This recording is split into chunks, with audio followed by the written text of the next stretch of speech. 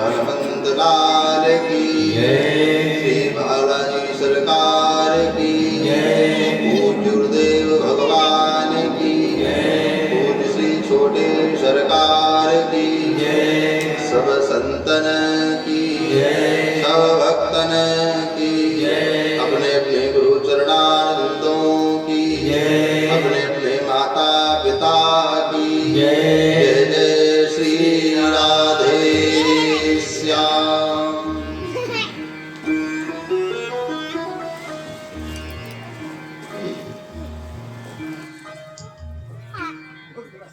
हरि ओम।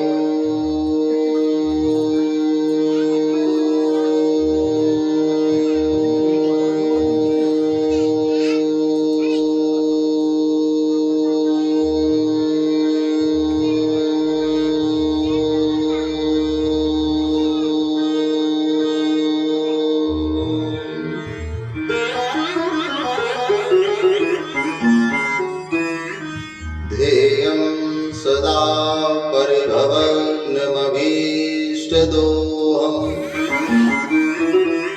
तीर्थस्पदं शिवविरञ्चिनुतं शरण्यं भृत्यार्तिहं प्रणतपालभवान्विपोतं वन्दे महापुरुषते चरणारविन्दम् सच्चिदानन्दरूपाय विश्वोत्पत्त्यादिहेतवे तापत्रयविनाशाय श्रीकृष्णाय वयं नमः। नारायणं नमस्कृत्य नरं चैव नरोत्तमं देवीं सरस्वतीं व्यासं ततो जयमुदीरये। कृष्णाय वासुदेवाय हरये परमात्मने प्रणतक्लेशनाशाय गोविन्दाय नमो नमः। यं प्रव्रजन्तिमनुपेतमपेतकृत्यं द्वैपायनो विरहकातर आजुहाव पुत्रेति तन्मयतया तर्वोऽभिनेदुस्तं सर्वभूतहृदयं मुनिमानतोऽस्मि। निगमं कल्पतरोर्गलितं फलं सुखमुखाद्रवसंयुतं पिबत भागवतं रसमालयं मुहुर्मुहुः रसिका भुवि भावुकाः। व्यासाय विष्णुरूपाय व्यासरूपाय विष्णवे नमो वै ब्रह्मनिधये वासिष्ठाय नमो नमः। वर्णानामर्थसङ्घानां रसानां छन्दसामपि मङ्गलानां च करतारो वन्दे वाणी विनायको भवानी शङ्करो वन्दे श्रद्धा विश्वासरूपिणं याभ्यां विना न पश्यन्ति सिद्धा स्वान्तास्तमीश्वरम् लक्ष्मीनाथसमारम्भां नाथयामुनमध्यमाम् अस्मदाचार्यपर्यन्तां वन्दे गुरुपरम्पराम्।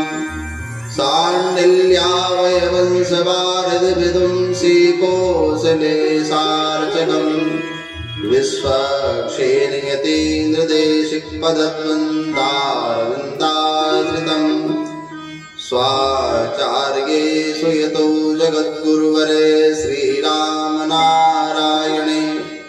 नित्यं शक्तिमतं जगद्गुरुवरं श्रीवासुदेवं भजे।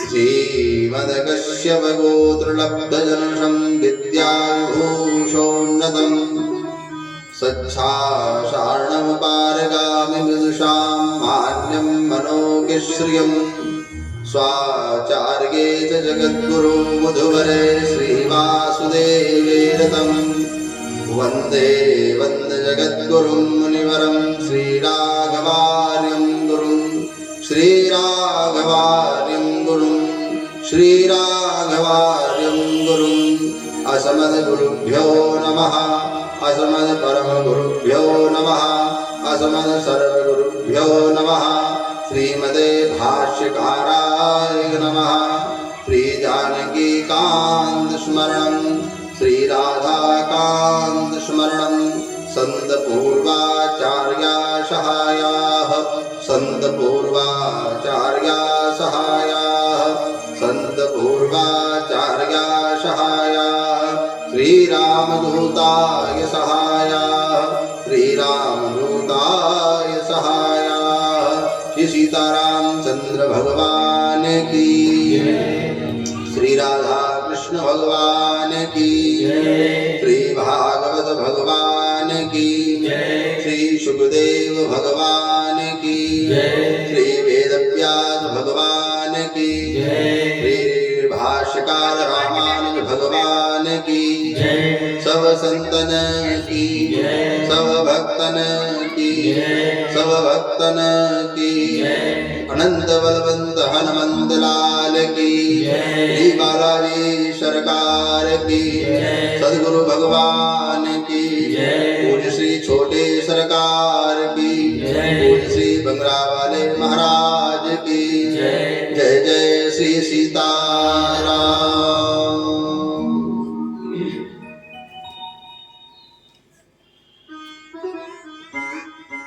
श्री सच्चिदानंद भगवान पुराण पुरुषोत्तम जो अकारण करुणावरणालय परमपिता परमात्मा की कथा श्रवण करने से पूर्व हम सब अपनी अपनी वाणी अपने अपने मन को अपने अपने तन को शुद्ध करने के लिए 2 बार नाम संकीर्तन तत्पश्चात श्रीमद्भागवत कथा में हम सब लोग एक साथ प्रवेश करेंगे और कथा का रसास्वादन करेंगे।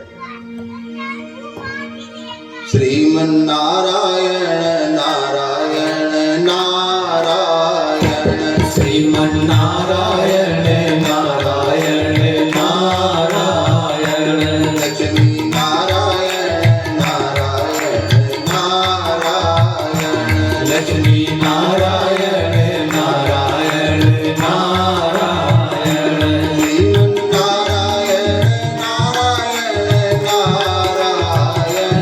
श्रीमन्नारायण नारायण नारायण श्रीमन्नारायण नारायण नारायण लक्ष्मी नारायण नारायण नारायण लक्ष्मी नारायण नारायण नारायण बद्री नारायण नारायण बद्री नारायण नारायण नारायण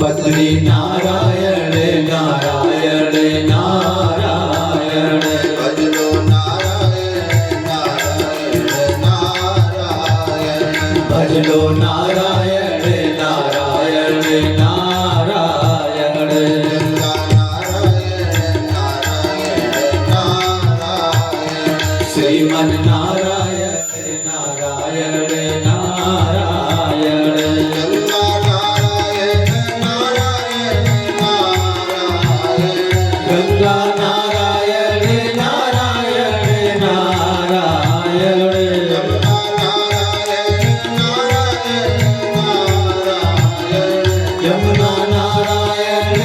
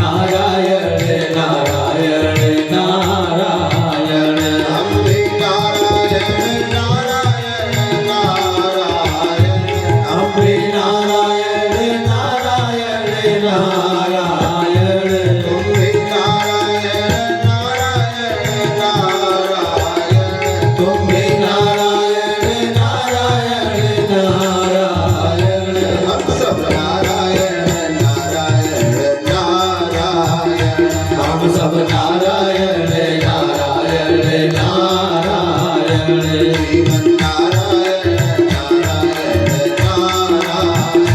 श्रीमन्नारायण नारायण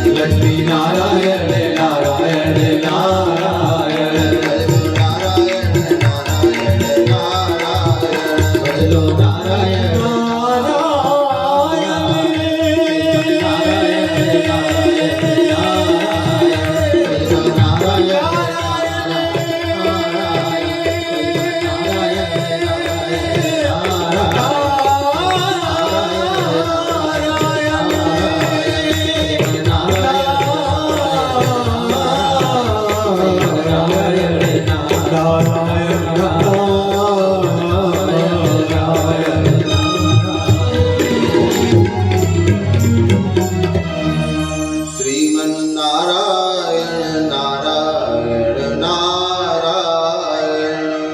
लक्ष्मी नारायण नारायण नारायण। लक्ष्मी नारायण भगवान की जय। श्री भागवत भगवान की जय। सब संतन की जय। अनंत बलवंत हनुमंत लाल की जय। श्री बालाजी सरकार की जय। जय जय श्री राधे श्याम।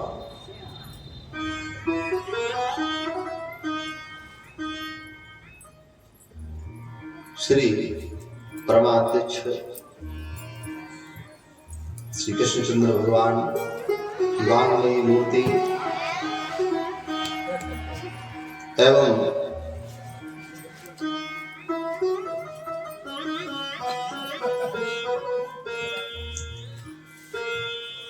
इस ज्ञान यज्ञ के मुख्य यजमान पूज्य श्री आचार्य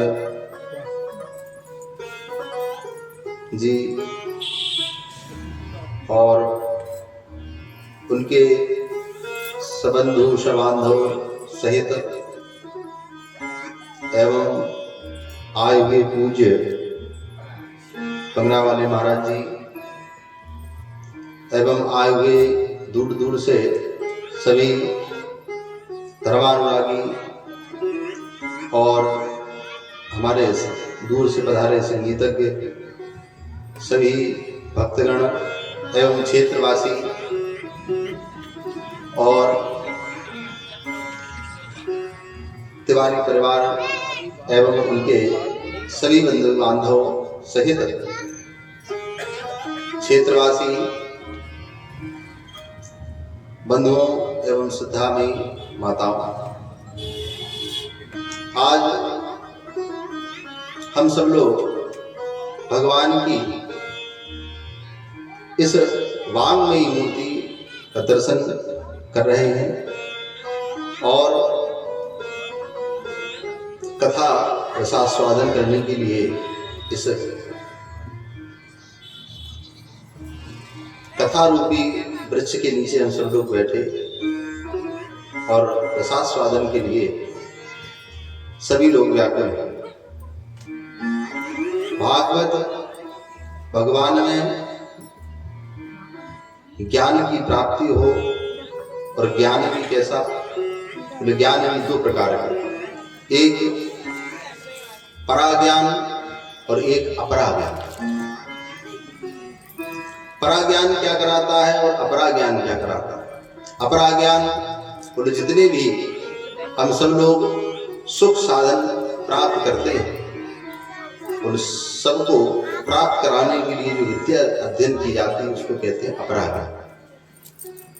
और बोले पराज्ञान, पराज्ञान वो ज्ञान होता है जो परमात्मा की ओर हम सबको ले जाए और परमात्मा को पहचान कराए परमात्मा है क्या।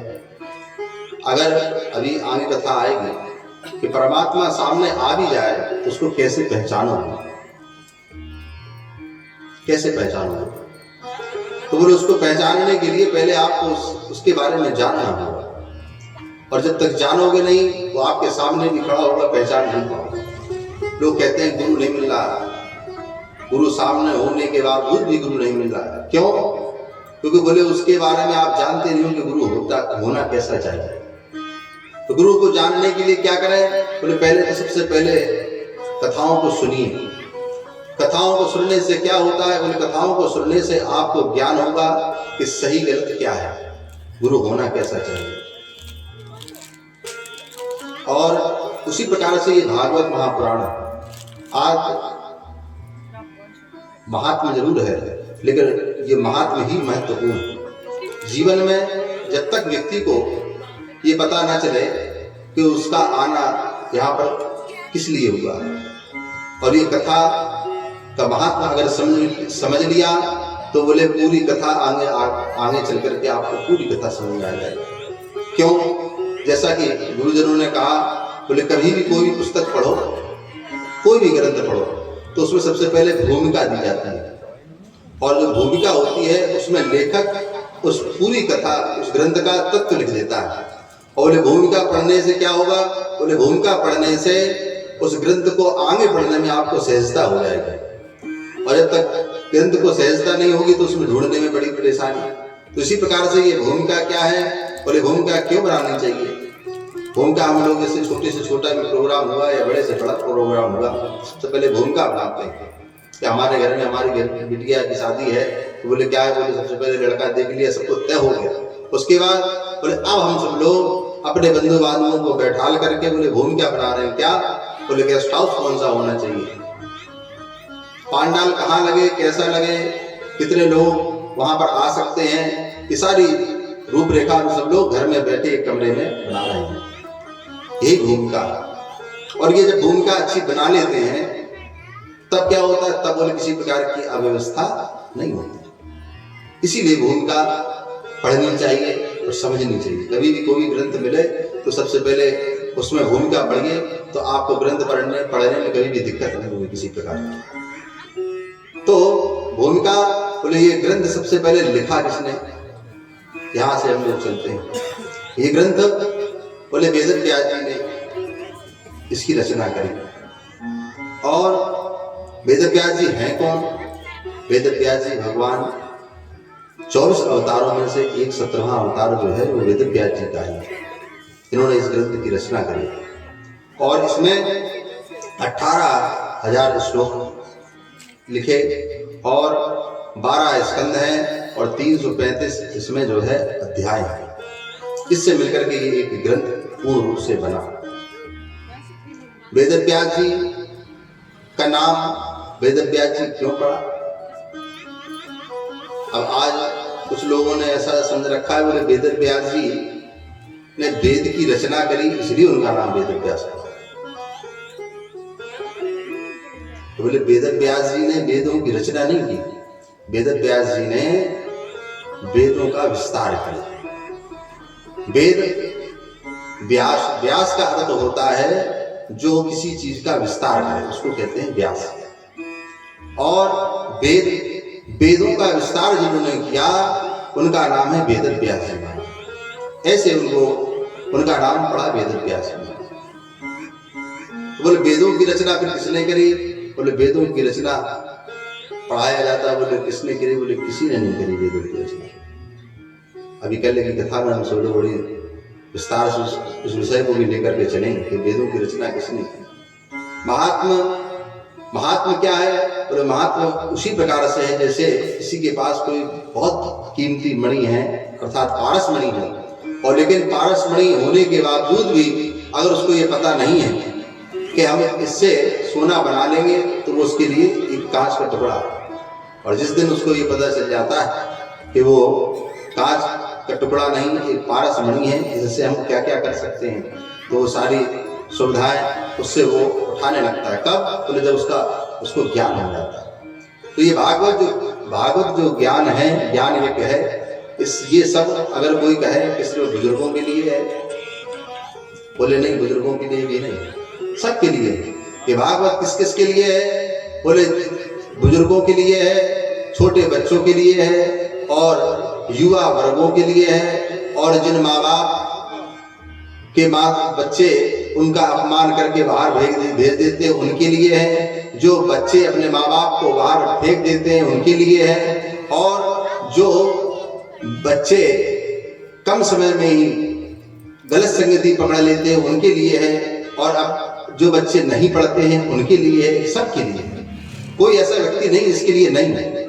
कथा, बोले कथा सुनने से क्या होगा? बोले कथा सुनने से हर व्यक्ति की समस्या का समाधान नहीं है, क्योंकि श्रुतम हरति पापानि आरोग्यम सुख संपदा।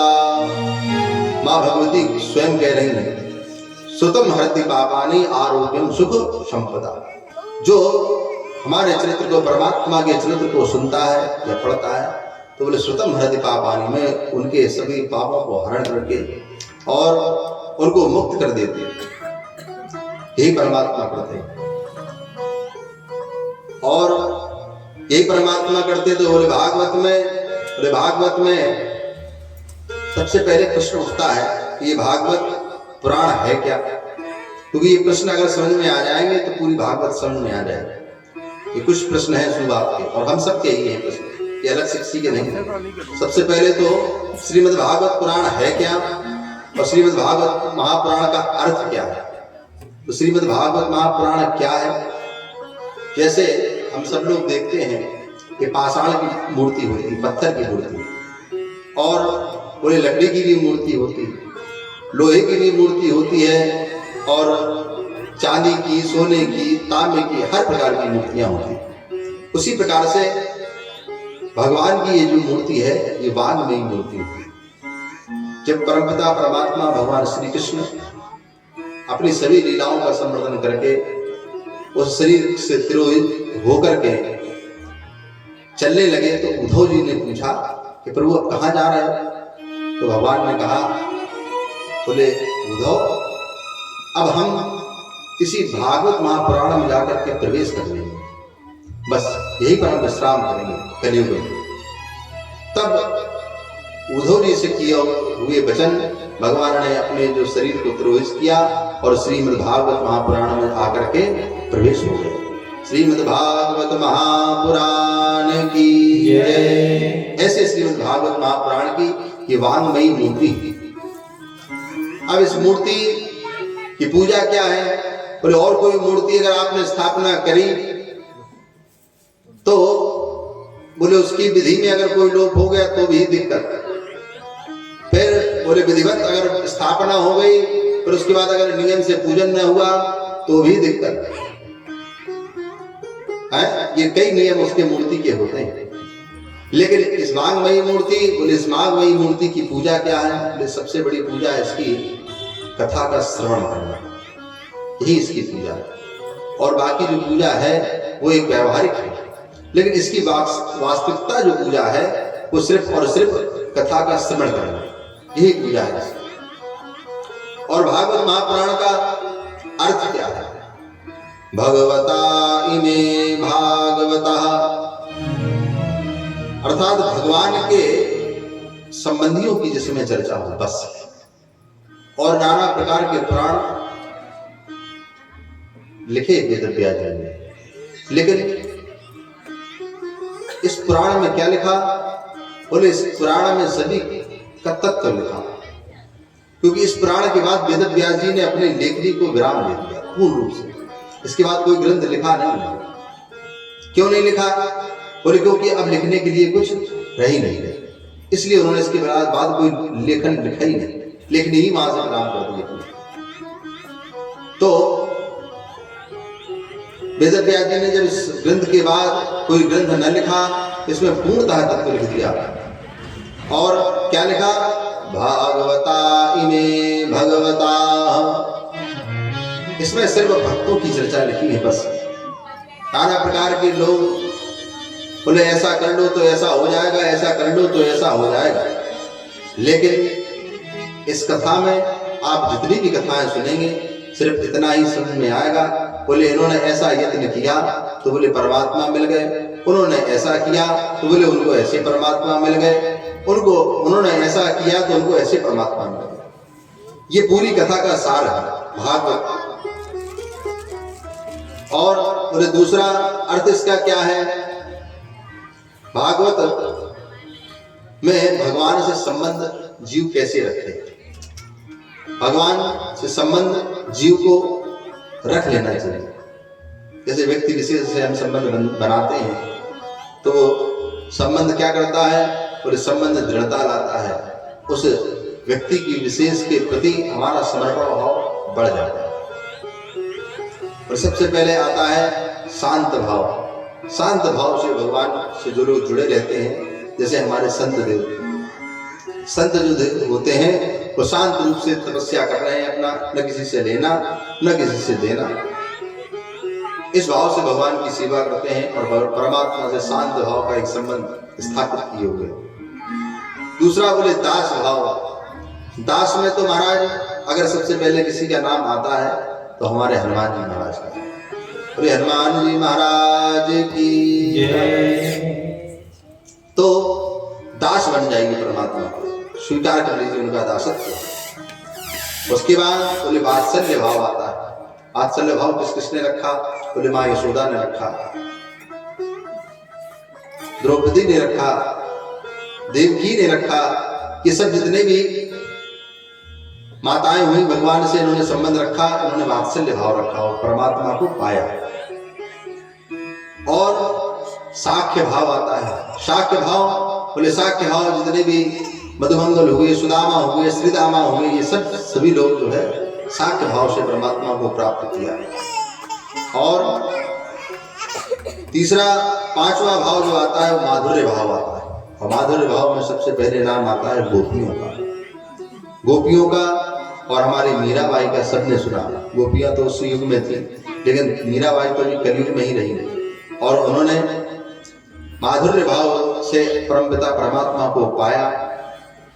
और संत तो ये भी कहते हैं, बोले इन पांचों भाव में अगर किसी का न बने तो बोले एक शत्रु भाव भी रख लो, शत्रु बना लो परमात्मा, तब भी तुम्हारा उद्धार होगा। लेकिन कोई ना कोई संबंध बना दो, बनाने से तुम्हारा उद्धार हो जाएगा। ये जो है करेक्ट है, इसमें किसी प्रकार का कोई संशय नहीं।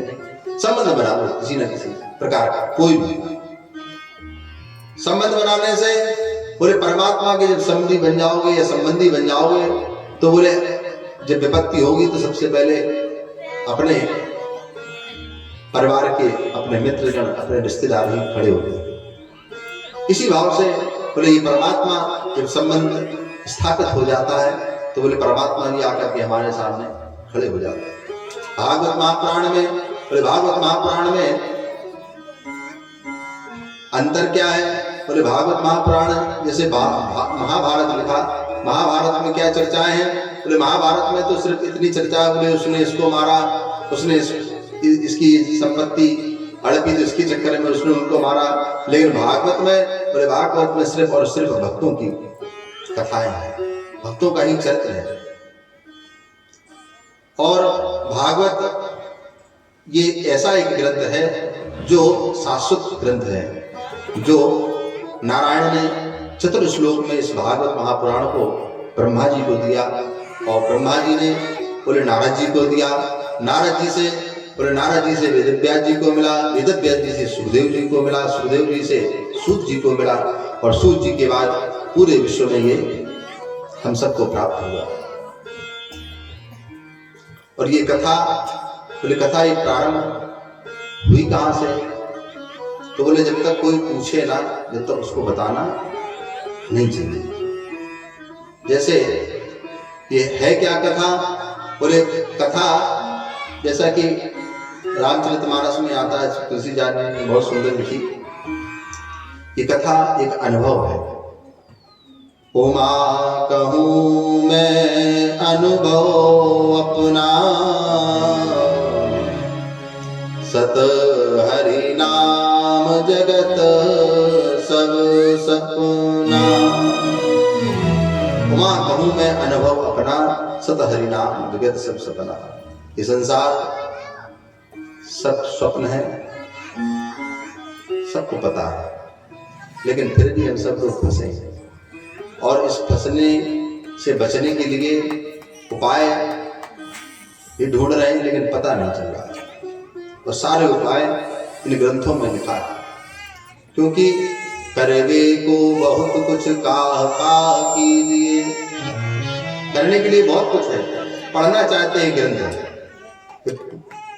लेकिन पढ़ नहीं पाते क्योंकि समय नहीं है। अब अच्छा ग्रंथ भी पढ़ेंगे तो उसके बाद फिर बोले क्या, बोले अगर ग्रंथ पढ़ा तो उसमें भी कोई संशय आ गया तो फिर वहां से बेकार आ जाएगा। बोले हटाओ, ये सब ग्रंथ भ्रमित करते हैं। बोले कहीं उस ग्रंथ में ये लिखा है, उस ग्रंथ में ये लिखा है, और जब तक एक गुरु के बिना अगर ग्रंथों का भी अवलोकन करोगे, पढ़ोगे, तो बोले विकार पैदा हो जाएगा। इसलिए गुरु के सानिध्यता में ही ग्रंथों का अवलोकन करना चाहिए। इसी के साथ श्री वेद व्यास जी प्रथम श्लोक जो लिख रहे हैं बहुत सुंदर।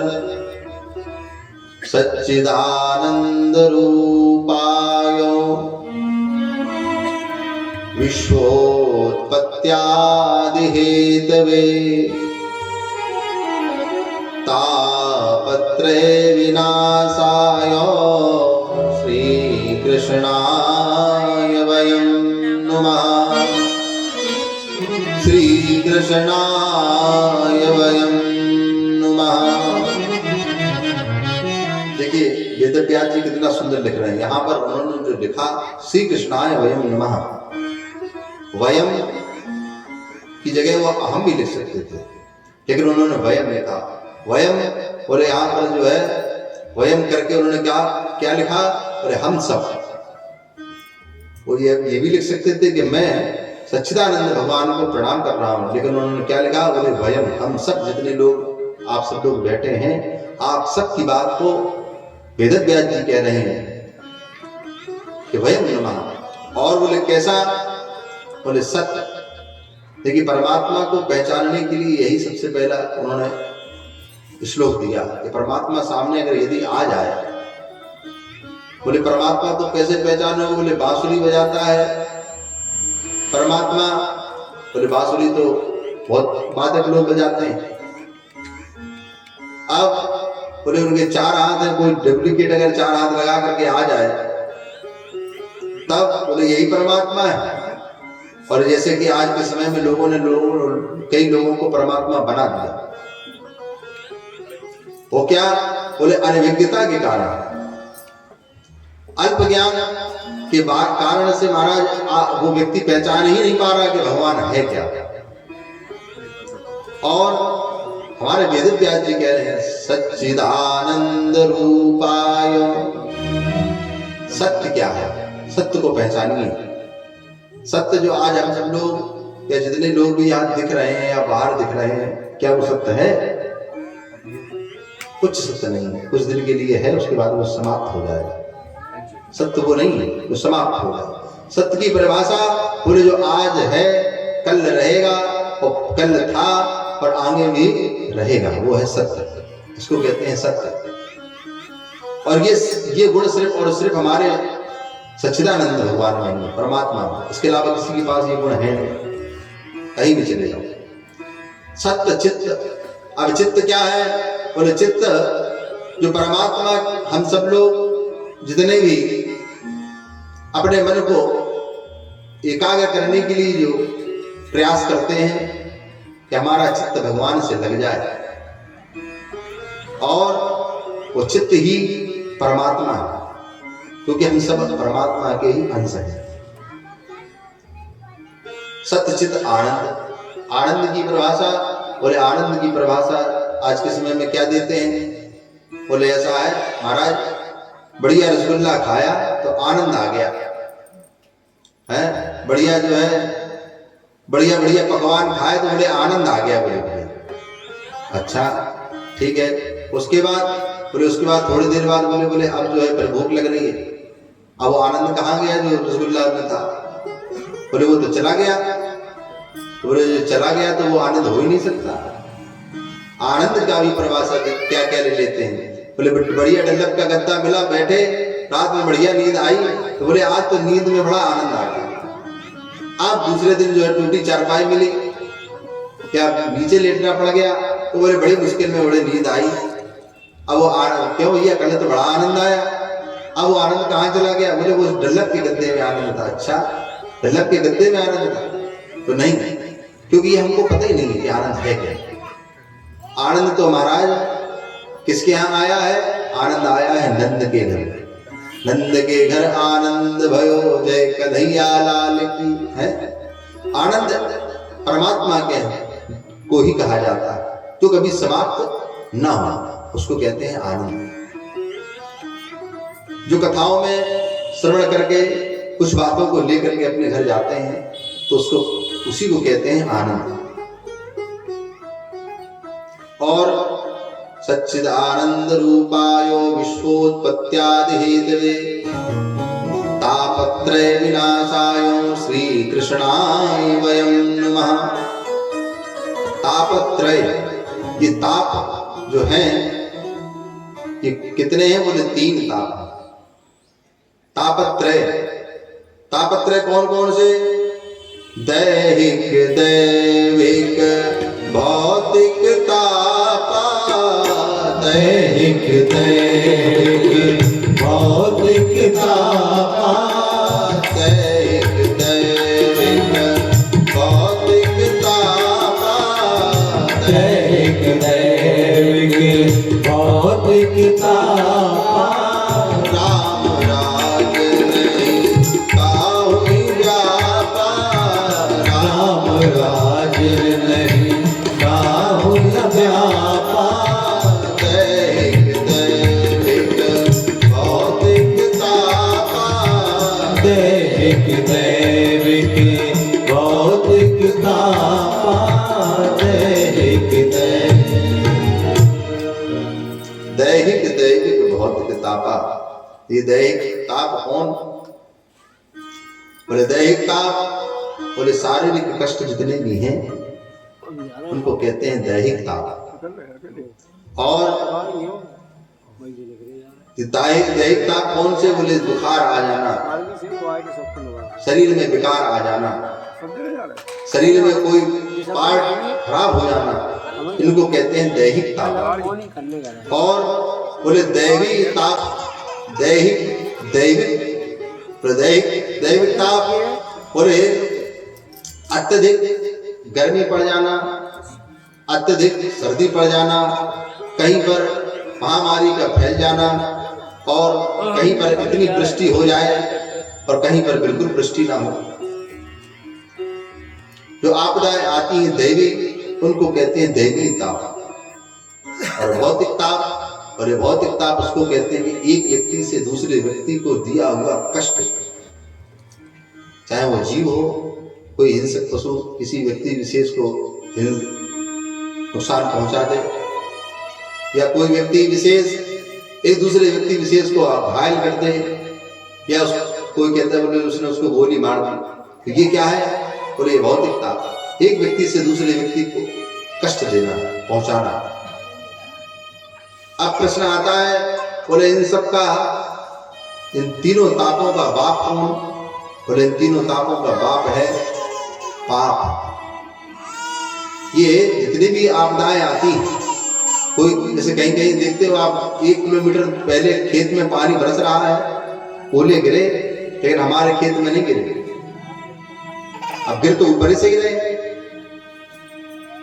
अब बोले उसके में गिरे, हमारे में नहीं गिरे, हमारे में जल वृष्टि हुई, उसके में नहीं हुई। इसका कारण क्या है? इसका कारण उस व्यक्ति का स्वयं का किए हुए कर्म और पाप और पुण्य, इनको परमात्मा इन तीनों तापों में बांट करके बढ़िया विधिवत जो है, बढ़िया विधि के द्वारा उस व्यक्ति तक पहुंचा देता है। बहुत जबरदस्त व्यवस्था है परमात्मा की, बहुत बिल्कुल एकदम फिट एंड फिट। आदमी कितना भी दिमाग लगा ले, कितना कुछ भी कर ले, लेकिन उसकी जो व्यवस्था है, उसकी व्यवस्था बिल्कुल एक कोरेट। कहीं भी रहो महाराज, कहीं भी एसी में रहो, चाहे आसमान में रहो, चाहे जमीन में रहो, कहीं भी रहो, आपके पास उसका मैसेज जितना है, आपका जितना किया हुआ कर्मों का फल है, वो आपके पास पहुंच जाएगा इन तीनों तापों के द्वारा। तो संसार में महाराज कहने का अभिप्राय, कोई ना कोई दुखी है किसी न किसी कारण से। कोई तन दुखी, कोई मन दुखी, कोई धन बिन रहत उदास, थोड़े थोड़े सब दुखी, सब दुखी है संसार में। पर सुखी कौन है? सुखी भी है कौन? सुखी राम के दास, सुखी राम के दास। तो दास बन जाओ परमात्मा के, तो सुख मिलता रहेगा।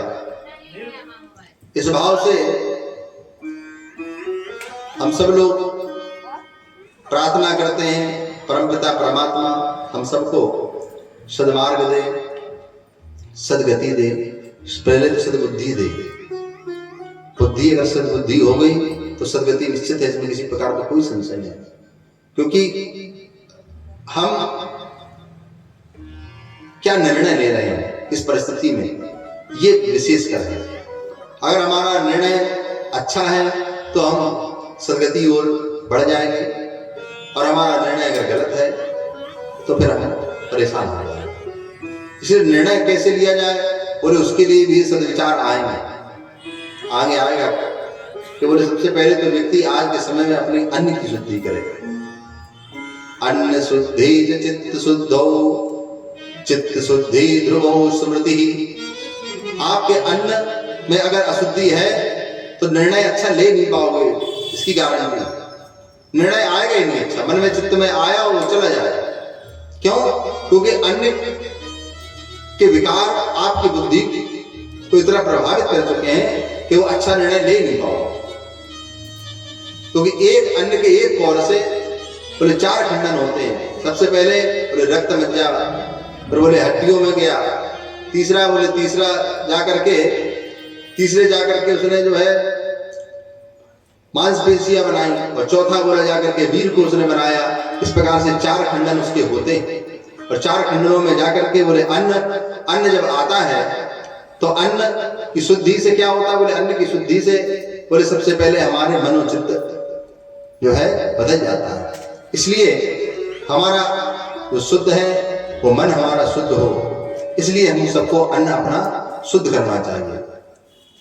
बद्री भगवान की जय, श्री भागवत भगवान की जय।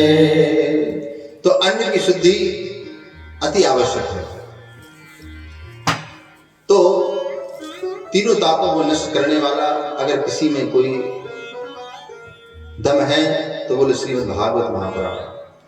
श्री भागवत भगवान की जय, सच्चिदानंद भगवान की जय।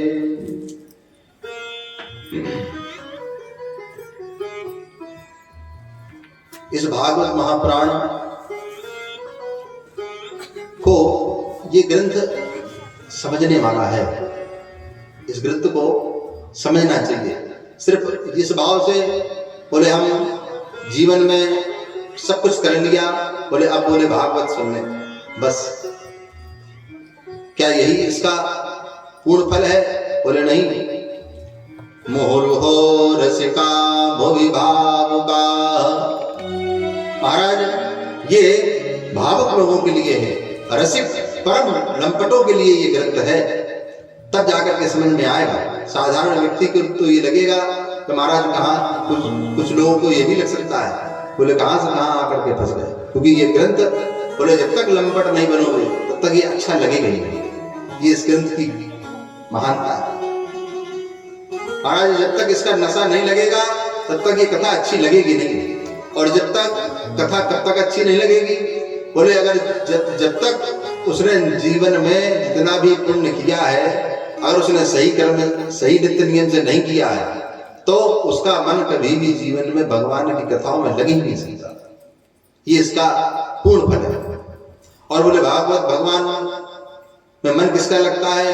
बोले जो नित्य प्रति जीवन पर्यंत अपने नियम से भगवान की परमात्मा की आराधना करता है और उसको जाकर के परमात्मा की भक्ति मिलती है, तब जाकर के कथाएं अच्छी लगती हैं।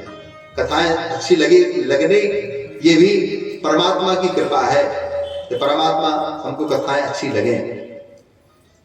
तो नैमिष में श्री सूत जी बैठे हुए हैं और वेद व्यास जी बड़ा सुंदर लिख रहे हैं कि नैमिष कथा का सार है, कथाओं का वहां पर संग्रह है। और तुलसीदास जी हमारे लिख रहे हैं, तीरथ बर नैमिष विख्याता, तीरथ बर नैमिष विख्याता, अति पुनीत साधक सिद्धिदाता, अति पुनीत साधक सिद्धिदाता, तीरथ बर नैमिष विख्याता, तीरथ बर नैमिष विख्याता, तीरथ बर नैमिष विख्याता। तीरथ बर नैमिष विख्याता। नैमिषारण्य तीर्थ में जब हम लोग पहुंचते हैं, नाम आता है, तो ये नैमिषारण्य तीर्थ सीतापुर जिला में और बड़ा विख्यात है, सभी लोग जानते हैं, अधिकांश लोग। तीर्थ बर, सभी तीर्थों में बर अर्थात श्रेष्ठ, बर कहते हैं श्रेष्ठ को। तीर्थ बर नैमिष विख्याता, ये नैमिष नाम से जो विख्यात है और अति पुनीत, अति पवित्र है। साधक सिद्धिदाता, बोले साधकों को सिद्धि की प्राप्ति कराने के लिए अगर कोई स्थान है तो बोले सबसे पहले उसका नाम आता है, बोले वो है नैमिषारण्य। बोले नैमिषारण्य तीर्थ की जय। जहाँ बोले अरण्य, एक एक अरण्य अर्थात एक एक वृक्ष में परमात्मा का स्वरूप है, वो सब तपस्या कर रहे हैं। जितने भी अरण्य हैं सब तपस्या कर रहे हैं, तीर्थों में श्रेष्ठ है। नैमिष की खोज किसने करी? अगर यहाँ पर ये प्रश्न आता है, बोले नैमिष की खोज, बोले सबसे पहले जब कलयुग आया प्रवेश करने के लिए तो शौनकादिक 88,000 ऋषियों ने चिंतन किया सर्वप्रथम कि आज बोले आज जो भी व्यवस्था देख रहे हो कलयुग, बोले कलयुग में जीव का कल्याण कैसे होगा? बोले जीव का कल्याण करने के लिए शाश्वत साधन क्या है? बोले चलिए ब्रह्मा जी से पूछें, क्योंकि शौनकादिक 88,000 ऋषि परम संत, उन्होंने सिर्फ ये जितनी भी कथाएं हैं ये सब हम सब लोगों के लिए जीवन में जितने भी कष्ट हैं उन सबको दूर करने के लिए। और इस कथा में पूज्य गुरुदेव का आदेश, भले भजन कोई छूट जाए तो छूट जाए, चुटकुला कोई छूट जाए तो छूट जाए, लेकिन कथा, पूरी कथा नहीं छोड़ेंगे। ये हमारा ध्येय यही है, क्योंकि आदेश है गुरुदेव का बोले कथाओं को मत छोड़ना, क्योंकि व्यक्ति विशेष की प्रसन्नता के लिए कथा नहीं है। कथा सुनाई जाती है, बोले कथा जिसमें जीव का कल्याण हो। बस अगर जिस पुत्र के या संतान के माता पिता ये सोच लें कि हम अपने बच्चे को बोले बिना डांटे फटकारे या बिना कष्ट के हम उसको एक अच्छा जीवन दे सकते हैं, तो ये बोले उसका माता पिता का बहुत बड़ा भ्रम है। जब तक आप अपने बच्चों को अच्छी तरह से बढ़िया रजाओगे मजाओगे नहीं, बोले जब तक वो पूर्ण रूप से पक नहीं पाएंगे। बोले पकेंगे कब? बोले जब पूरी तरह से कष्टों में भी भट्टी में जब निकलेंगे तब जाकर के सोना पड़ता है। इस भाव से महाराज जितने भी जो श्रोता हैं वो क्या करें? बोले परमात्मा को प्राप्त करने के लिए बोले यही शाश्वत साधन भागवत। और नैमिष की खोज जो करी वो हमारे ब्रह्मा जी के पास जब 88,000 ऋषि गए शौनकादि, और उन्होंने उनसे पूछा प्रभु आप एक साधन हमको बताएं जिससे हम सबका कल्याण हो। बोले क्या? बोले कलयुग आ रहा है और इसका उपाय कोई बताइए जिससे हम सब लोग निर्विघ्नता के साथ परमात्मा का भजन कर सकें। उसका शाश्वत साधन हम सबको बतलाइए। भागवत भगवान की जय। उन सबको ब्रह्मा जी ने बतलाया कि इस नैमिषारण्य की खोज कैसे हुई, इसको जान लीजिए। लोग आज हमारा इतिहास हमको नहीं पता है, इसके कारण से लोग हमारा हास परिहास बना लेते हैं।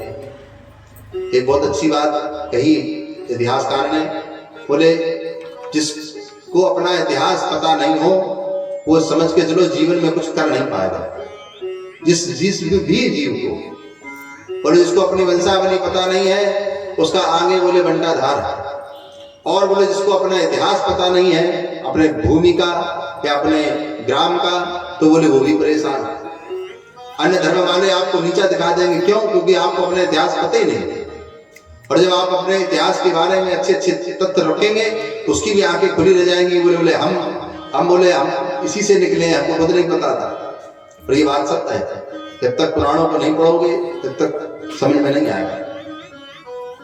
और इसी पुराण में जैसे अभी उनकी कथा आती है कपिल मुनि की। बोले कपिल मुनि ने आज अल्ट्रासाउंड में निकलता है कि बोले जब गर्भ में जीव जाता है तो बोले इतने दिन का होता है, उसका साइज कितना बड़ा होता है, 1 महीने में कितना बड़ा होता है, 2 महीने में कितना बड़ा होता है, और 4 महीने में कितना बड़ा होता है। सब कुछ इस भागवत में लिखा है। ना हो तो कभी भी गीता प्रेस की हिंदी अर्थ वाले डालाना। और कपिलोपाख्यान जो है 8 अध्यायों में उन्होंने कहा बड़ा विस्तार रूप से कि जीव 1 दिन से लेकर के और 9वें महीने तक कितना बड़ा होता है, प्रतिदिन की उन्होंने नाप लिख रखी, पूरी नाप। और वही जाकर के अल्ट्रासाउंड में रिपोर्ट में निकलेगी। अल्ट्रासाउंड आज हुआ, लेकिन हमारे पुराण बोले आज हजारों वर्ष पहले लिख करके चले गए महाराज। लेकिन बोले हमें पता ही नहीं कि हमारे पास शक्ति क्या है। शक्ति सबके पास है। उस शक्ति का मूल रूप से उसका तत्व नहीं होता। आज बोले पिता बड़े खुले आम से अपने पुत्र से पूछ रहा है कि क्यों बेटा, कोई बताओ, कोई कन्या का ढूंढ रखी हो तो बता देना हम। लेकिन वो ये नहीं कह पा रहा अपने पुत्र से कि बेटा ब्रह्मचर्य का पालन करना। उसको उसमें श्रम आ रहा है, लेकिन वो इसको श्रम बेशर्मी से कह रहा है कि अपने पुत्र से बेटा अगर कोई कन्या ढूंढ रखी हो तो बता देना। ये देखिए धृष्टता। लेकिन अब ये इसमें कमी किसकी? बोले कमी ग्रंथों को न सुनने की वजह से। और ग्रंथ बोले किसी को अच्छा लगे या चाटुकारिता के लिए बोले कथा करी जाए, बोले करता ही नहीं। ये संत जनों का, गुरुजनों का पूरा आदेश है। बोले पाराशर जी ने और वेद व्यास जी ने इतना लिख रखा है उसमें, तो उतना ही नहीं बोल पा रहा है 7 दिन की कथा। अन्यत्र बोलोगे क्या? और बोले बोलोगे भी तो इतना ना, तो अब आज के समय में कोई इतना विद्वान रह गया है जो आज नई नई भागवतें, नई नई गीताओं का रचनाकार बन गए हैं, इतने बड़े विद्वान वो हो गए, और ये जितनी गीता जो लिख के चले गए हैं, जो निकली गीता, और जो भागवत जो लिख के चले गए, श्रीमद् रामचरितमानस लिख गए, और वाल्मीकि रामायण लिख गए, इन्हीं का तो चरित्र पढ़ नहीं पा रहे हैं, और अन्य ग्रंथों को लिख करके उन्होंने एक नया ग्रंथ बना करके तैयार कर दिया, और अपने आप को श्रेष्ठ दिखाने के लिए वो कुछ भी कर रहे हैं। बस इसका उद्देश्य उनका सिर्फ इतना ही है, हम कुछ हैं। तो गुरु जी ने यही कहा, जब उनसे आज्ञा ली, उन्होंने यही कहा, बोले सिर्फ और सिर्फ जितना भागवत में लिखा है उतना ही बोलो, क्योंकि आगे जब आएगा ना सुख मुखाद मित्र सवे संयुतम, तो बोले सुखदेव जी ने सिर्फ उतना ही बोला जो उनके गुरुदेव ने सिखाया, बस इसके अलावा बोलने की कोई आवश्यकता नहीं, कोई भी आवश्यकता नहीं। तो जो शौनकादिक ऋषि ब्रह्मा जी के पास गए, उन्होंने पूछा कि कलयुग आ रहा है और इसका उपाय बताइए कि हम लोग बच करके रहें, और उसका साधन क्या है? बोले इसका साधन सिर्फ और सिर्फ भगवान की कथा सुनना। बोले कलयुग में अगर किसी को बचना है तो बोले भगवान की कथा सुने। तो अच्छा, बोले ठीक है महाराज, आपने साधन तो बताया। तो बोले साधन बताया, तो उसके बाद बोले साधन बताने के बाद क्या किया जाए? बोले साधन बताने के बाद उसका उपाय बताइए। बोले इसका उपाय ऐसा करो, तुम एक स्थान चयन करो। बोले स्थान भी आप ही बताएंगे? तब उन्होंने ब्रह्मा जी ने कहा, बोले हम यहाँ से एक चक्र भेज रहे हैं, और इस चक्र के पीछे आप लोग चले जाइए, जहां पर भी ये चक्र स्थापित हो जाए वहीं पर आप अपना स्थान चयन कर लेना, और एक सुंदर बालू की वेदी बनाना, और परमात्मा से प्रार्थना करना कि हमको अच्छा का सुनाने वाला मिल जाए। ये भी समझ लीजिए, कथा पहले बात तो भगवान की कृपा हो जाए तो भागवत हो जाए, फिर पूरे भागवत हो जाए तो फिर कथा सुनाने वाला अच्छा मिल जाए। ये सारी चीजें कृपा से मिलती, ये भी समझ लीजिए। जब परमात्मा की गुरुजनों की कहते हैं कि अच्छे लोगों की संगति करने से क्या होता है? बोले अच्छे लोगों की संगति करने से बोले आपको एक तो अच्छा सलाहकार मिल जाता है, सबसे पहली बात। दूसरा, बोले विपत्ति में अगर कोई काम में आता है तो बोले सलाहकार ही काम में आता है, क्योंकि विपत्ति में उस जीव का सबसे पहले कुछ जाता है तो क्या? धन नहीं, उसका विवेक सबसे पहले जाता है, विवेक। और बोले जब विवेक स्थिर हो जाता है या असमर्थ हो जाता है तो उसके जो सलाहकार होते हैं या अच्छे मित्र होते हैं, वो उसको अच्छी सलाह दे करके वहां से उहार करके निकाल के ले आता है। जैसे कोई पानी में पड़ा है और पैर छटपटा रहा है, तो हम लोग क्या कहते हैं? रस्सी इधर आओ, जरा तिरछे हो जाओ, तिरछे हो जाओ, तिरछे हो जाओ। ऊपर टंगा है पुल के ऊपर और वो डूब रहा है, उसे कहते हैं ये रस्सी पकड़ो लो, रस्सी पकड़ो, क्योंकि उसको समझ में नहीं आ रहा वो रस्सी पकड़ाने वाला कौन, उसको विवेक देने वाला कौन? बोले उसका संबंधी या गुरुजन उसको मिल जाए उस रूप में, तब जाकर के विवेक की उत्पत्ति होती है। तो महाराज ऐसा ही उपदेश ब्रह्मा जी ने कहा। बोले ब्रह्मा जी ने कहा, बोले ऐसा है आप जाइए और ये चक्र जहां तक जाए वहां चक्र के पीछे पीछे गए, और जैसे ही वो चक्र नैमिषारण्य में आया तो उसने भूमि का स्पर्श करके वो अंतर ध्यान हो गया, जमीन में ही वो चक्र चला गया, और वो चक्र तीर्थ के नाम से आज भी प्रसिद्ध है।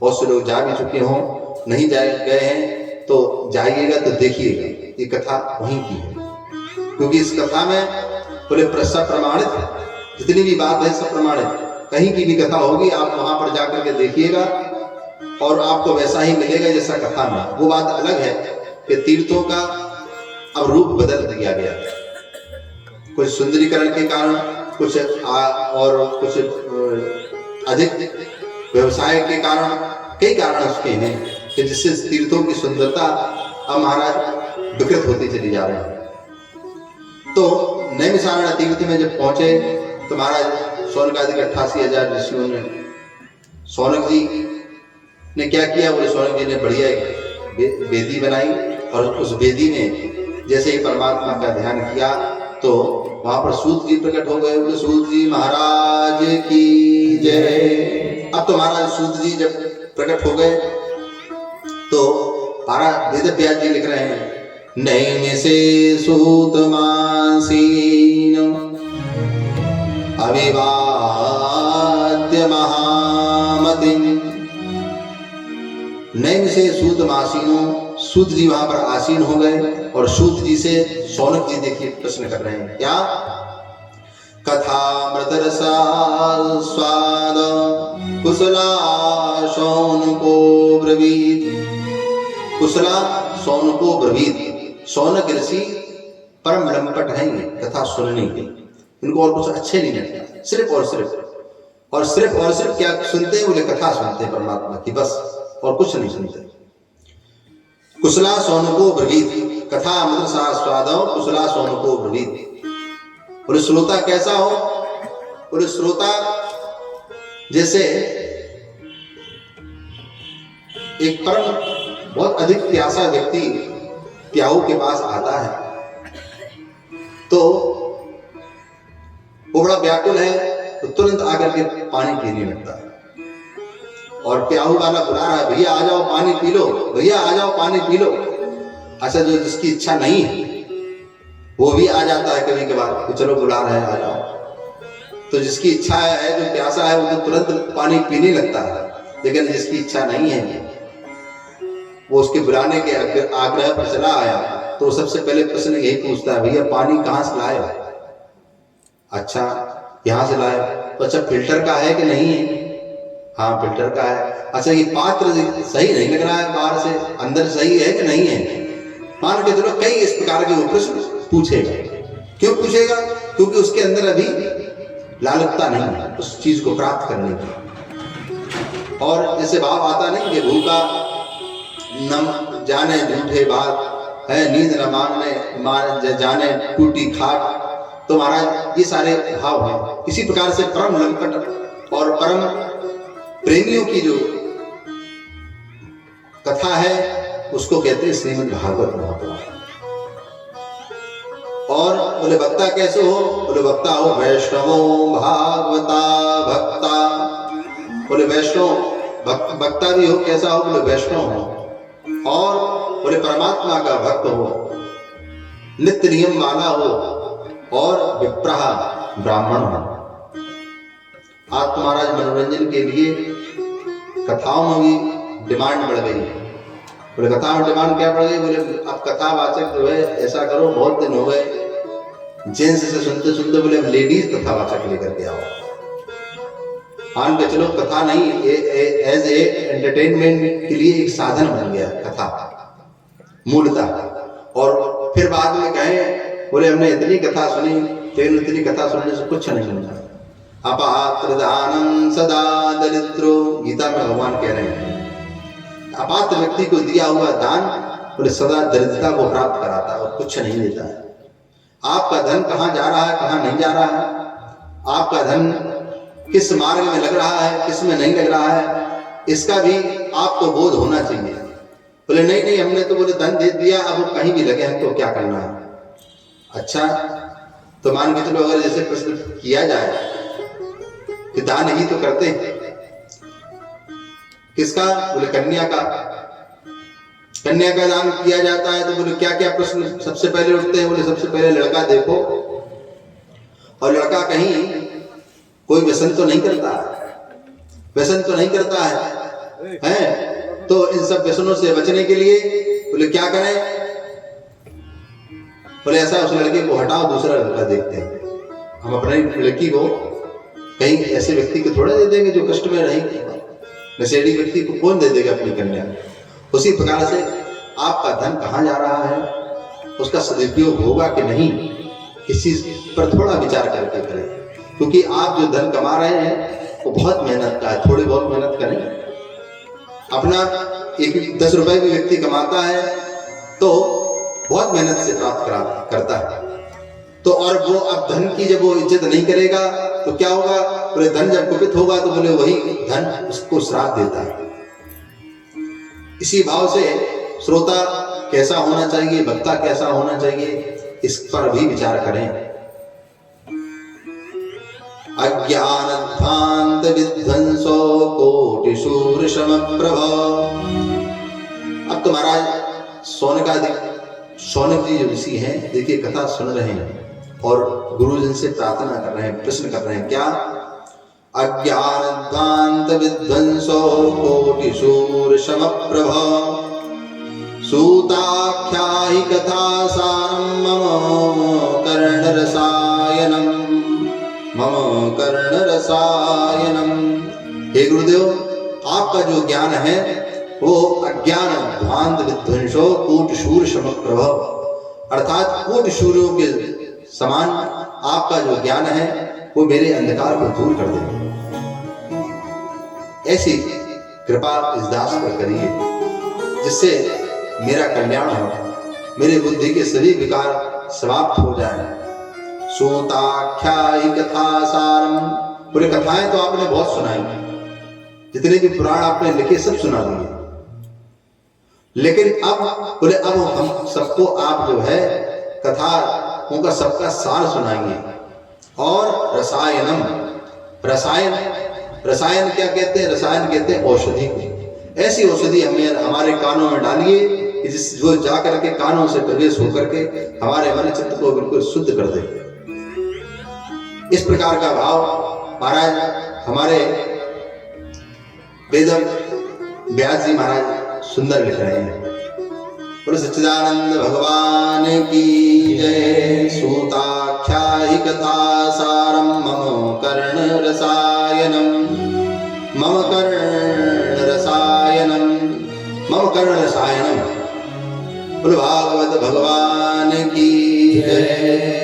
सीताराम राम राम सीताराम राम राम सीताराम राम राम सीताराम राम राम राम राम राम सीताराम राम राम सीताराम राम राम सीताराम राम राम राधे श्याम श्याम श्याम राधे श्याम श्याम श्याम राधे श्याम श्याम श्याम राधे श्याम श्याम श्याम राम राम राम सीताराम राम राम राधे श्याम श्याम श्याम राधे श्याम श्याम श्याम सीताराम सीताराम राधे श्याम श्याम श्याम सीताराम सीताराम राधे श्याम श्याम श्याम सीताराम सीताराम राधे श्याम श्याम श्याम सीताराम सीताराम राधे श्याम श्याम श्याम सीताराम राम राम राधे श्याम श्याम श्याम सीताराम राम राम राधे श्याम श्याम श्याम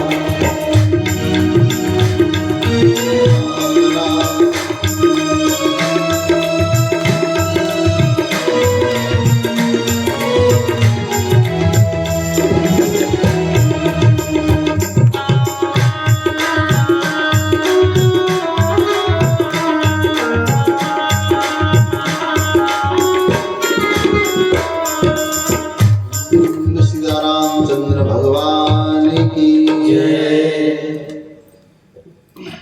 हम सबकी और हम सब का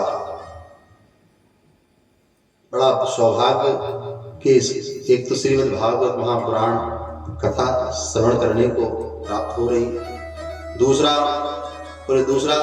पूज्य हमारे महाराज जी पूर्ण रूप से यहाँ पर विराजमान हैं और हमारे बंगला वाले महाराज जी भी पूज्य, हमारे हम सब के परम स्नेही श्री अनु भैया जी, अनु महाराज जी हम सब के बीच में बैठे विराजमान हैं, हम सबको आशीर्वाद देने के लिए आए हैं।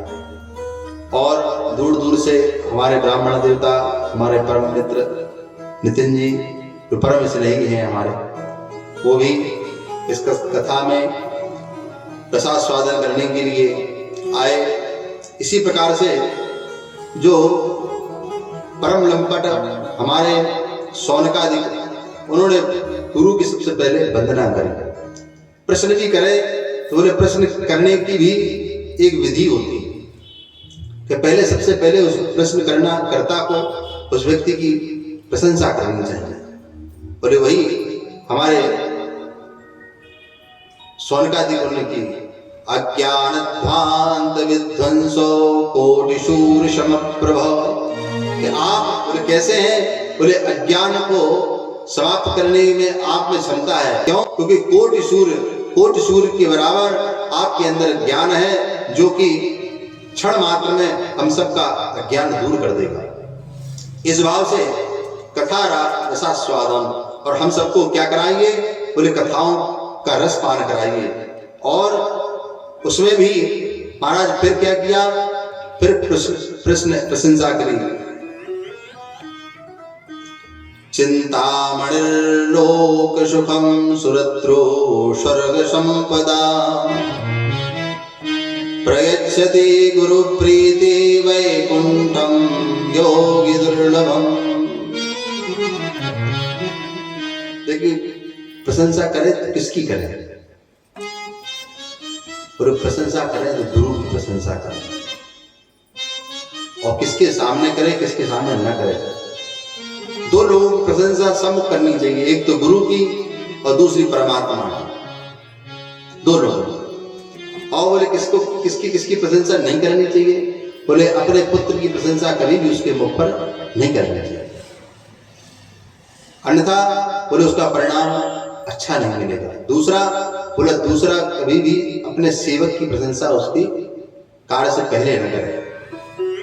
कार्य करने के बाद करे, लेकिन कार्य करने से पहले प्रशंसा न करे, नहीं तो वो कार्य आपका पूर्णतः फलदायक नहीं होगा। सेवक की प्रशंसा भी न करे। बोले इनका परोक्ष में जाकर की प्रशंसा करनी चाहिए, लेकिन सम्मुख इनकी कभी भी प्रशंसा न करे, नहीं तो इनके अंदर विकार उत्पन्न हो जाएगा।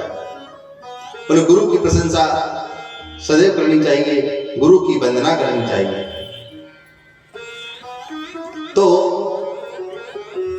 गुरु की वंदना और गुरु अभिमान, आचार्य अभिमान, श्री रामानुजाचार्य संप्रदाय में बोले बड़े बड़े संत क्या कहते हैं? बोले आचार्य अभिमान करना चाहिए।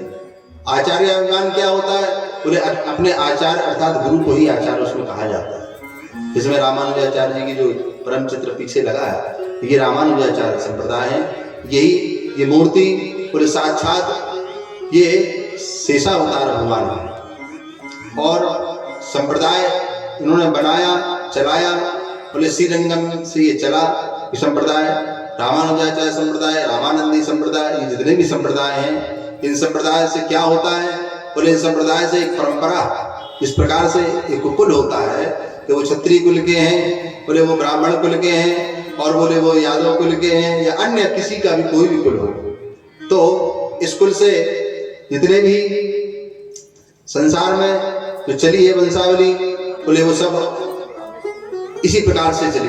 उन सब का फल बोले कैसे मिलता है? बोले इन्हीं सब चीजों से मिलता है। तो आचार्य अभिमान होना चाहिए, और गुरु पर भी अपने अभिमान होना चाहिए। गुरु पर भी कोई जो है अभिमान होना चाहिए। गुरु की वंदना भी हम सब लोगों को करना चाहिए। गुरु की वंदना बोले जीवन पर्यंत, क्योंकि एक ऐसा गुरु ही है कि जो जीवन पर्यंत आपके काम में आता है।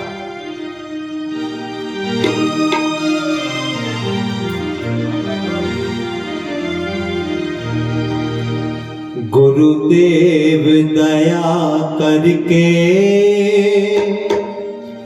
मुझको अपना लेना,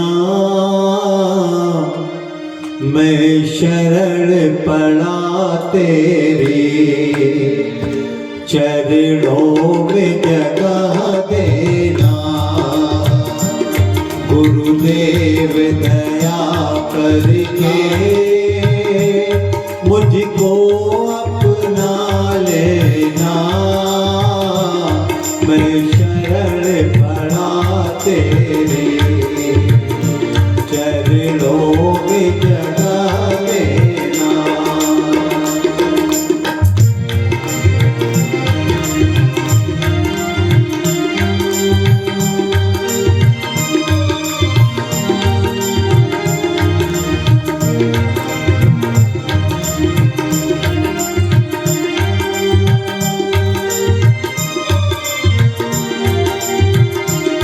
करुणानिधि नाम तेरा, करुणा दिखलाओ तुम। करुणानिधि नाम तेरा, करुणा दिखलाओ तुम। सोए हुए भाग्यों को हे नाथ जगाओ तुम। सोए हुए भाग्यों को हे नाथ जगाओ तुम। मेरी नाव भंवर डोले उसे पार लगा देना।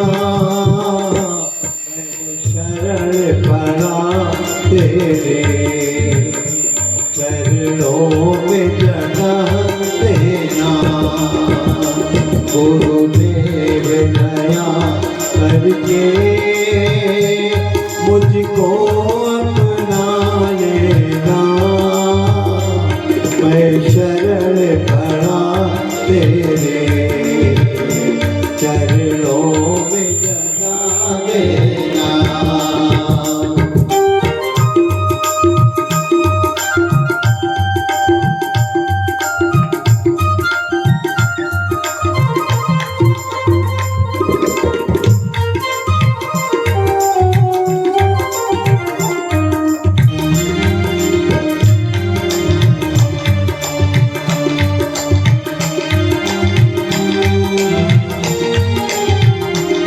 तुम सुख के सागर हो, निर्धन के सहारे हो।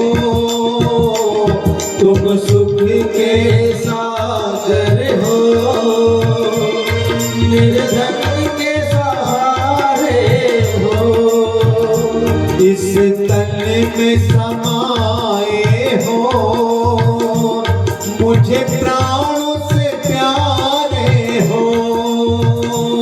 इस तन में समाए हो, मुझे प्राणों से प्यारे हो। नित्यमाला जपूं तेरी, नित्यमाला जपूं तेरी। ना दिल से भुला देना। मैं शरण पड़ा तेरे चरणों में जगह देना।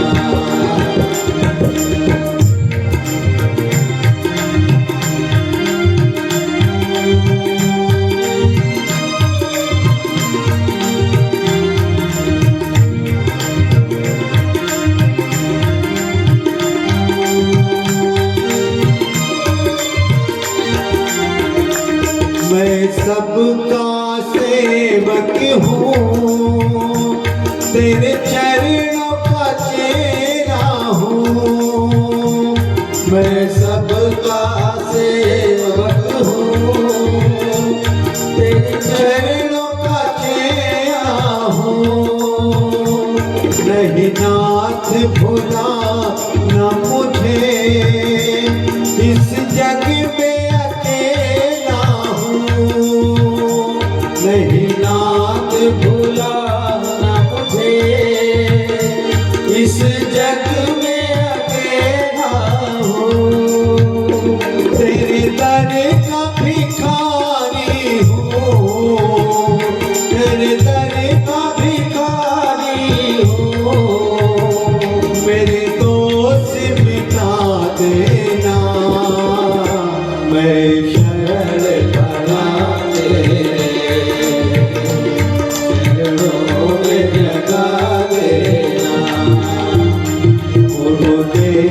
दया करके मुझको अपना लेना।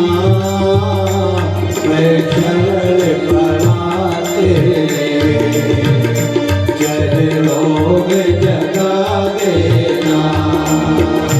मैं शरण पड़ा तेरे चरणों में। गुरु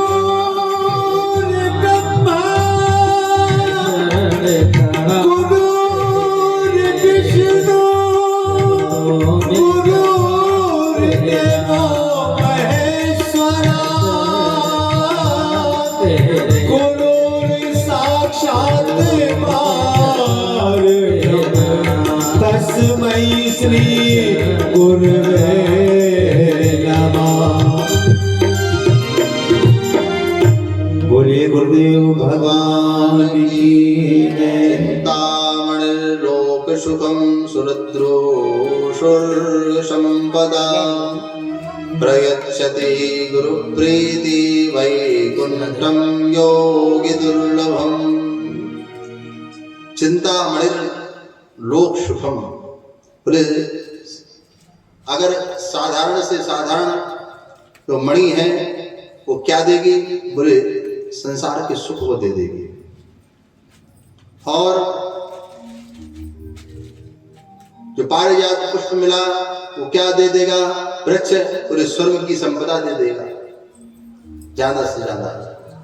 लेकिन प्रयच्छति गुरु प्रीति, अगर गुरु का प्रेम मिल जाए या किसी संत का प्रेम मिल जाए, किसी आचार्य की सानिध्यता मिल जाए, तो वैकुंठम योगी दुर्लभम, तो वैकुंठ अत्यंत दुर्लभ है, उस साधारणता से मिल जाता है। बोले जैसे ये पुष्प उठाया और पुष्प उठा करके गुरु जी ने दे दिया, सब कुछ प्राप्त हो गया। और वो वैकुंठ योगी दुर्लभम, बोले योगियों को भी जो दुर्लभ है, महाराज अपने जीवन पर्यंत सब कुछ उन्होंने गवा दिया, आज तपस्या कर रहे हैं पर्वतों पर बैठे। लेकिन बोले उनको शायद मिले चाहे न मिले, लेकिन अगर गुरु की प्रीति हो गई तो बोले वैकुंठ भी सहजता से प्राप्त हो जाता, बड़ी सरलता से, सिर्फ गुरु की प्रीति से। गुरु अगर आपको प्रेम कर ले और आप उसके प्रेमी बन जाओ, तो उसकी कृपा जब मिलती है महाराज, तो सब कुछ संभव हो जाता है, सब कुछ संभव हो जाता है। क्योंकि उसका प्रत्यक्ष प्रमाण आप सबके सामने है। इस दास ने कभी विचार नहीं किया था कि ये कुछ कर पाएंगे इस लाइन में, भागवत जी में। और जब से पूज्य गुरु जी का स्पर्श मात्र मिला, तो मान के चलो मनोवृत्ति ऐसी बदल गई। और ये सब ज्ञान कहाँ से प्राप्त हुआ, क्या नहीं हुआ, ये सब परमात्मा ही जाने, कुछ नहीं जानता। और कथा भी महाराज हम भी जो बैठे जरूर है, लेकिन कथा सुनने के लिए बैठे, कहने के लिए नहीं बैठे, क्योंकि इतना भी सामर्थ्य नहीं है इस दास में कि जो कथा कह सके। हम भी आपके जैसे सुन रहे हैं, और बोलने वाले तो हमारे गुरुदेव और हनुमंत लाल जी बैठे हैं, वो सब सुना रहे हैं, और हम भी सुन रहे हैं और आप भी सुन रहे हैं, ये समझ के चलिए। तो महाराज ऐसी सुंदर स्थिति करी जब गुरु की, तो आज गुरुदेव बड़े प्रसन्न हो गए।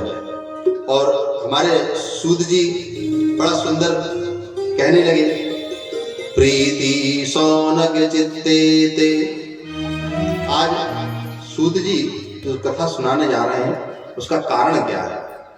क्या बहुत बड़ी गड्डी की गड्डी सौनकादि ऋषियों ने उनको दे दी, इसलिए कथा सुनाने जा रहा है? अथवा ऐसा कोई कार्य उनका जो कोई फंसा हो, जो आगे चल करके सौनकादि के द्वारा उनका हो जाए, इसलिए कथा सुना रहे हैं? या बोले उनके घर में जो है डेली बढ़िया उनकी सुविधाएं, उनकी सेवा करते थे सूद जी की, इसलिए कथा सुना रहे हैं? बोले ऐसा कुछ नहीं। फिर क्या कारण क्या है, क्यों सुना क्यों रहा है? बोले उसका कारण बताया आरासन वेद व्यास जी ने। प्रीति सौनक चित्ते ते, प्रीति सौनक चित्ते ते। हे सौनक ऋषियों, आज मैं कथा तुमको सुनाऊंगा। क्यों? प्रीति सौनक चित्ते थे, तुम्हारे मन में प्रीति है कथा सुनने की। जब इतनी लालुकता होती है तो कथा वाचक भी ये सोचता क्या उड़ेल दे श्रोता के लिए और ऐसे शिष्य के लिए। अभी कथा जब प्रहलाद जी की आएगी तो प्रहलाद जी से छाती ठोक करके परमात्मा हमारा कह रहा है, हे प्रहलाद तुम मांग लो क्या चाहते हो। और हमारे प्रहलाद जी की भी देखो धन्यता, ऐसा भक्त अगर कहीं मिलेगा भी नहीं, हमारे नारायण को भी। प्रहलाद भी कह रहा कुछ नहीं चाहिए, परमात्मा कह रहा है मांग लो क्या चाहिए, छाती ठोक करके नरसिंह भगवान कह रहे हैं। लेकिन प्रहलाद कह रहे हैं मुझे कुछ नहीं चाहिए। अभी कथा आएगी आगे चलकर। तो क्या बोले ऐसे हमारे परमात्मा कई चरित्र है। और इतनी प्रीति होनी चाहिए अपने परमात्मा के प्रति, कथाओं के प्रति, तब ये कथा अंतःकरण में जाकर के प्रवेश करती है। और बोले करत इस चित्ते ते और प्रीति सौनक चित्ते ते हितो वच्मि विचारितो सर्व सिद्धांत निष्पन्नम संसार भयनाशनम। बोले हम तुमको सुनाएंगे, कथा भी कैसी सुनाएंगे? बोले सर्व सिद्धांत निष्पन्नम, सभी सिद्धांतों को लेते हुए कथा सुनाएंगे। अभी तक तो हमने कथा खूब सुनाई थी, लेकिन अब जो कथा सुनाने जा रहे हैं वो ध्यान से सुनना। वो सभी ग्रंथों का जो सिद्धांत है अर्थात उनका तत्व है उसको सुनाएंगे। और बोले वो कथा करेगी क्या? संसार भय नाशनम, संसार में जो भय है उसको नाश करेगी। और संसार का सबसे बड़ा भय है क्या? ये अगर प्रश्न पूछा जाए किसी से, पता सबको, लेकिन बोले उससे बचने का उपाय सब लोग कर रहे हैं, लेकिन सही इलाज किसी को मिल नहीं पा रहा।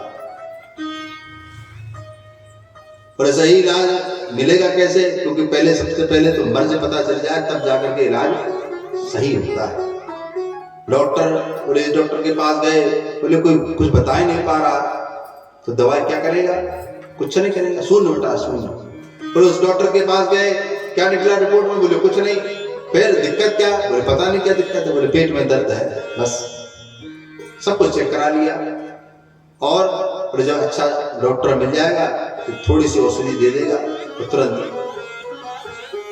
उस रोग का समापन हो जाएगा। काल व्याल मुखग्रास त्रास निर्नाश हेतवे। महाराज सूत जी कह रहे हैं काल व्याल मुखग्रासो। आज जितना भी समाज है ये संसार किसके मुख में है? बोले काल व्याल, व्याल अर्थात सर्प है। और वो काल क्या कर रहा है? बोले काल के मुख में सब है और वो काल का सिर्फ एक काम है, मुख को बंद कर रहा है, बस, और कुछ नहीं कर रहा। सब कुछ समाप्त होने की कगार पर है।